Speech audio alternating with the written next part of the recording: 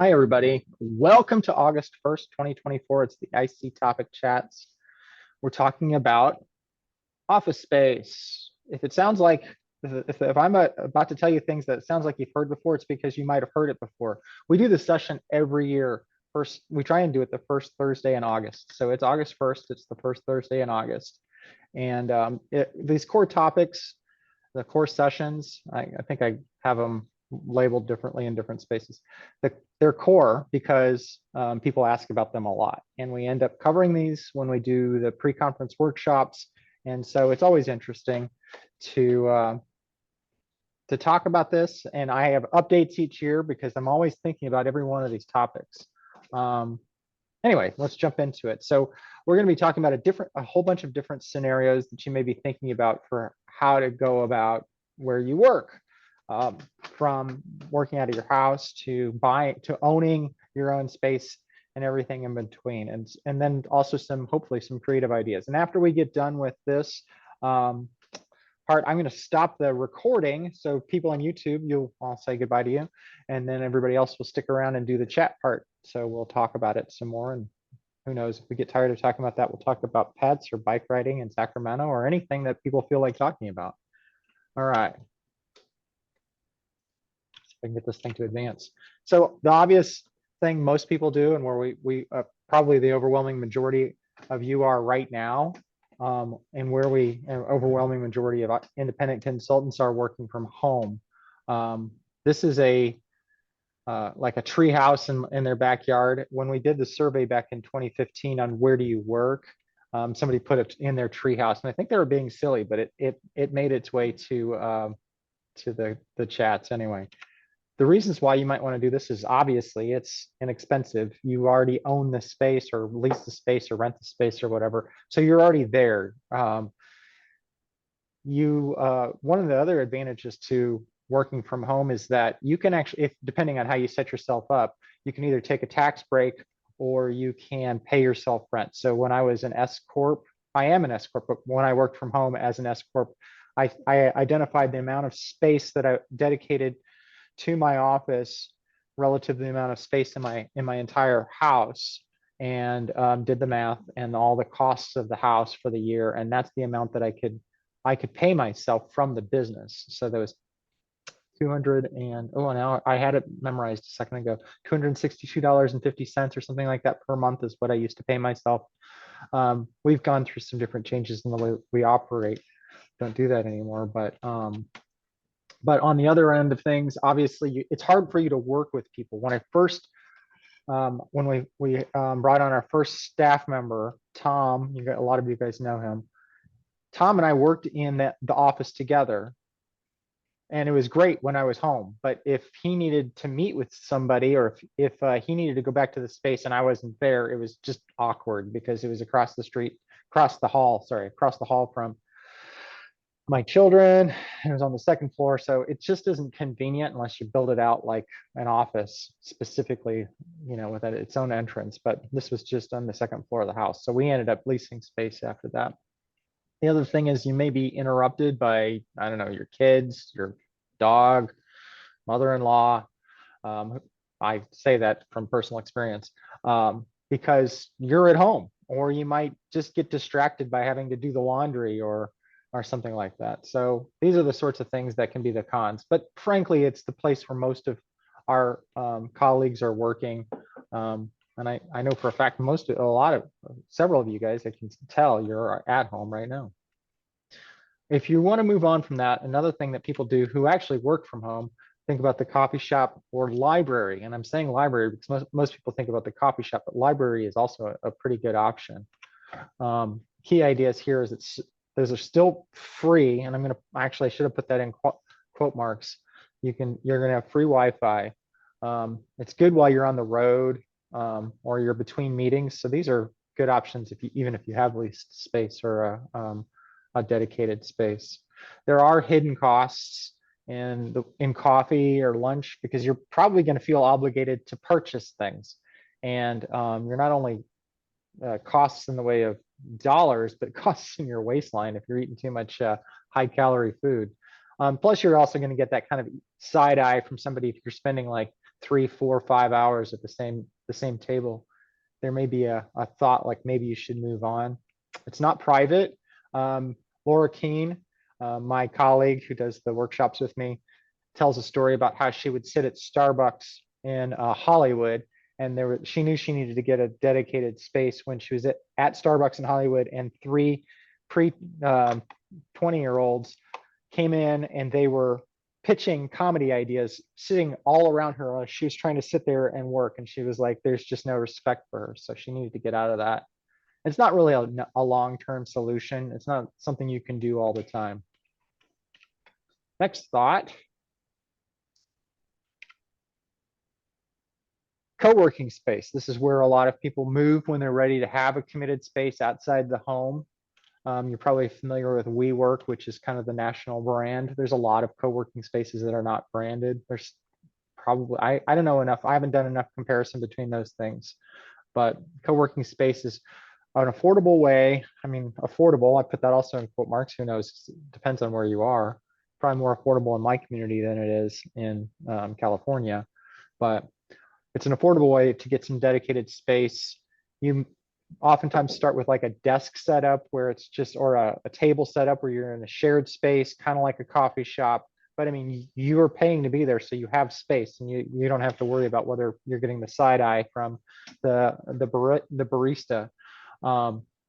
You can upgrade the space from a table to a desk to a semi-private room, like a cubicle, to a private room that has a door that closes. And obviously the costs go up as you do it. Usually you're working on some sort of a subscription model, meaning like you're paying per month. You might be paying for a drop-in. I don't know. There's all kinds of pricing out there. I haven't done co-working space. I've only looked into it. It's the idea of actually maybe offering it someday, but you also, get free coffee and beer at a lot of these places. Not a bad situation. You might find you're also having the cons of a distraction and noise, because particularly if you're in an open space, if people are working around you, you're going to hear them talking. You may have privacy, you may not have privacy or storage, depending on how much you pay. If you're just kind of doing the drop-in table situation, you're not going to have any privacy or storage. And some of these places do offer meeting facilities, but is it sufficient? I don't know. You don't have a dedicated meeting facility. Usually you have to schedule it. So, I mean, it could be a good setup. It depends on how much you want to pay, I suppose. The next step up will be leased space. And that's what I've had for the past, I don't know, 8 years now, I think. No, 5 years. Last 5 years. And I've had it off and on throughout. So this is a situation where you negotiate a price. Usually you may work through like a leasing agent or directly with the owner. And they present you with a rent contract. You're probably familiar with this if you ever rented an apartment. There's two kinds of things you look at. Either you're looking at a flat fee price, which they'll pay for your utilities, usually not your internet, but they'll pay for your electric, your air conditioning, trash, sewer, all those sorts of things. Or you find yourself in a NNN, triple net or triple net lease. And the net stands for, let me see if I can remember it. There's effectively three costs. That's like you owning the building without you owning the building. You're paying a monthly lease to the people who own the building. You're paying for the taxes, and you're paying for all the utilities. And frequently you're also paying in that situation for any upgrades. So this is a typical situation if you know anybody who's ever owned like a local, like a Subway or something like that, and they're in an existing location. They have to pay to upgrade the building to be, or the space to be, what they want it, what it needs to be that Subway restaurant or whatever. So they're upgrading all of that. They're paying for the taxes that would go to the city and the state. And they're paying for garbage, and they're paying for electricity and like that. That's a really typical setup for people leasing. And if you ever get like your own dedicated building, you'll probably be in a triple net lease. Initially in leases, you're probably going to be in a flat fee, and that's what you probably want to look for if you're looking to save a little money, because you don't want to have to worry about paying all the extra costs. There's a couple key ideas here that are pros. You may be able to sublease the space to yourself. So this is something that a lawyer brought up with me once. I've never done it, but I've thought about it. You actually you lease the space as an individual, and then you lease the space out to your business. And then this is if you have a definition between you and your business, like in a LLC or an S corp.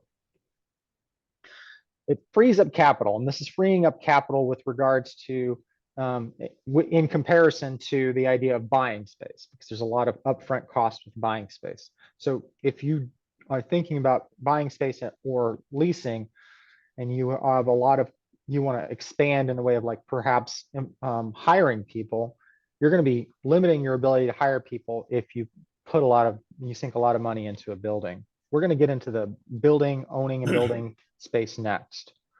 You still may have those upfront costs if you're going to be required to do any kind of upgrades. You may need to upgrade the electric or the internet system because it may not be up to your standards if it's an older building. If you just need to, you want to buy desks that are new and matching and all the prettiness, you may need to do that too. There's going to be variable costs. You want to lock in a rate for a number of years. You're obviously, if you're locked into the rate, that's nice for you, but you're also locked into that space as well. So you want to make sure you're reading all the contract very carefully, because there could be variable costs. They may put in there that they can change the cost of the rent annually or something. Just make sure you're very thorough in reading through that contract, so there's no surprises down the road. It's pretty typical. Usually when you're leasing a space in your community, you're going to be in a nicer location than what you may be able to buy, because you may not be able to buy and afford that space, or you may need to be in a newer area of your community where you're building, or you could afford to buy. See, I hit it all? I think so. Yeah, you're not building any equity through this, which is the advantage. And the next situation of purchased or built space. The big advantage and the big disadvantage is it's just like you buy this space, right? You own the building. The advantage is now you own the building, you're the boss. You the boss. On the other end, it's a lot of upfront cost. Are you going to be here for 20 or 30 years? If you're a long-term business, like and you intend to be around for a long time, then that may make sense. Though that upfront cost is money that you can't use towards your staff and building out your staff or any other expenses that you think you might need.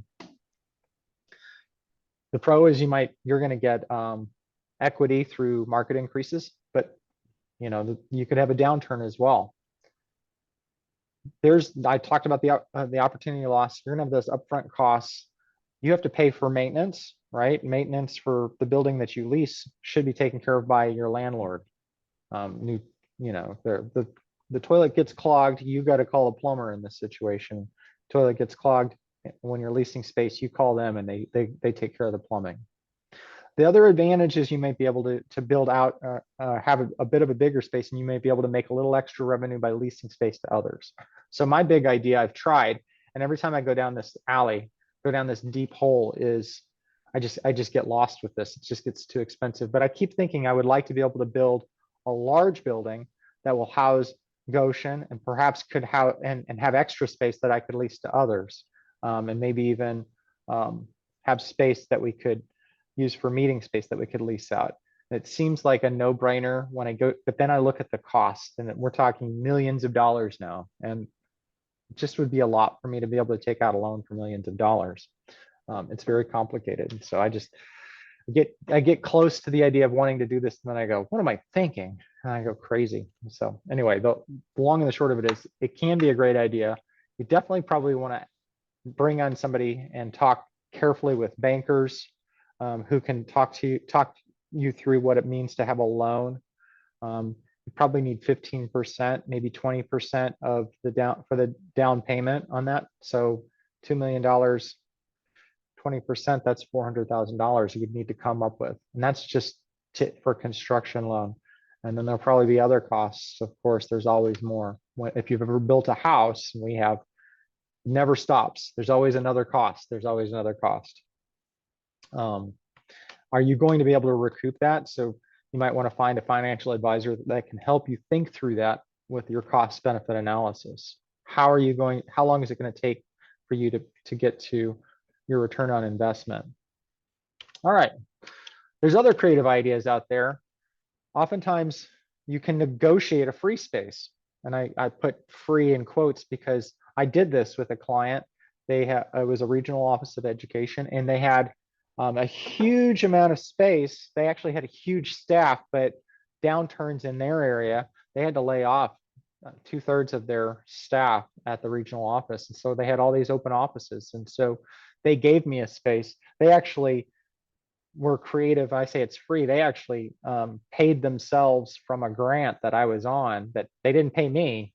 I was never going to see that money, but they paid themselves a certain amount for the space that I occupied. So that was creative financing on there. And I didn't care because I just wanted to be around people. I was tired of working out of my house. I'm a social creature. Ask around. I think you're actually going to find, you might find excess space. There's been a lot of downturn in the whole market with office space. There's a lot of extra space, and people may have excess space in their buildings that they're not thinking about leasing, but it's just a couple offices that are sitting there. So this is how I found that free space with the client, but there may be other space in your community. We had a bank that was headquartered in Edwardsville, and it got bought out by a bank that's based in another part of the state, I think in Champaign or something. And so they have the corporate offices here, and I've thought, I bet that's a great space to go in. I've heard it's empty in there now, so there's probably space to lease in that old bank headquarters. I've negotiated a space at a local university. Same story of negotiating a free space with a client. I asked the university, and they basically gave me a closet. It had a window, so it was a closet with a window. It was enough space for 2 desks and nothing more. I don't even think we got a file cabinet in there. It was a space where my grad assistant at the time, that's where she worked, and it worked out pretty well. Very cold. I had to open the door, so it was because there was one air conditioner unit in there, and they blew it. It was just so cold. Anyway, so I had to open the door just to warm up. And I said, look around for unused spaces and make an offer. One of the spaces we have down the hall that we moved in there first, and I knew that it was being kind of given to a local politician who was running for office, and they won that spot, and then they moved into a more permanent space, and it was still it was unlocked, and everything was just down the hall. It's this beautiful office, and I finally just reached out and I said, are you guys going to lease this space? Because I'll take it. And so we made an offer, and it worked out to be a good deal, and we're still there. It's got beautiful windows. So 5.5 key ideas for you. If you're thinking about buying, make sure you have enough in the way of a down payment. I say 15% here. Sometimes it's 20%. Talk with your banker to understand what it's going to take. Our local bankers are really very patient with me, because I'm very patient, because I've talked to them on many occasions, and I still keep getting scared and walking away. But interest rates are a lot. Think about paying yourself rent if you're staying at home. Be careful not to buy or rent more than you need. How do you do? I mean, how do you know? If I could look back 4 years ago, 5 years ago to what's happened, I wouldn't have known. Thankfully, I'm in a space where they have a lot of open offices, and it seems like we've been able to expand as our office space as we expanded our number of staff. Read your contracts, just like anything else. Make sure you're reading that contract. I know it feels like it's all pro forma. It's just something standard that you can't change. You can change contracts. In fact, we're going to talk about contracts more explicitly as our core topic in September.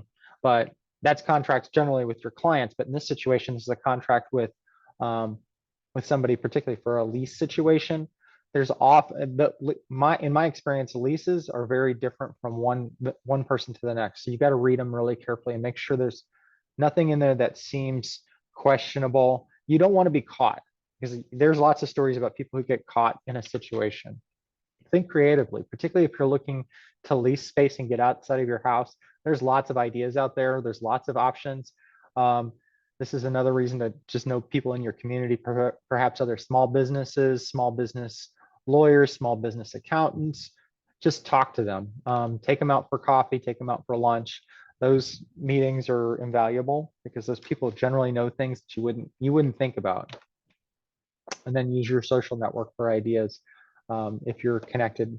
Social network, literally LinkedIn, but also your social network, your actual social network.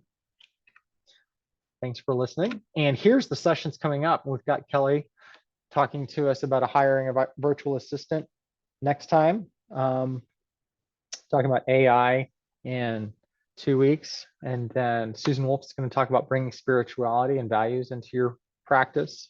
And we're talking about ghosting. Ghosting was something that came out as part of the community listserv chat that we get through AEA.